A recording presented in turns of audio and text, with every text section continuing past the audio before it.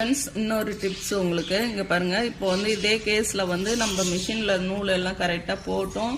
நமக்கு வந்து ரொம்ப லூஸான தையல், எடை விட்டு குத்து தையல் மாதிரி வருது, இப்போ கொசன்னு வர மாதிரி இருக்குது அப்படின்னாக்கா, அப்போ வந்து பாபின் வந்து நம்ம செக் பண்ணோம். பாபின் வந்து நூல் போட்டு இந்த மாதிரி ரொம்ப லூஸாக வந்துச்சுன்னா, இந்த பாபினும் லூஸாக இருந்ததுன்னா அப்போ வந்து மாதிரி கொடுத்துருப்பாங்க. அது இல்லாததுக்கு அந்த மாதிரி லூஸ் வரும்.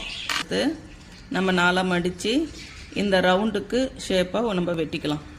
இந்த மாதிரி வெட்டிட்டு நடுவில் கொஞ்சமாக வெட்டிக்கோங்க. அந்த ரவுண்டுக்கு பாருங்கள், இந்த மாதிரி வெட்டிட்டு யூஸ் பண்ணிடலாம்.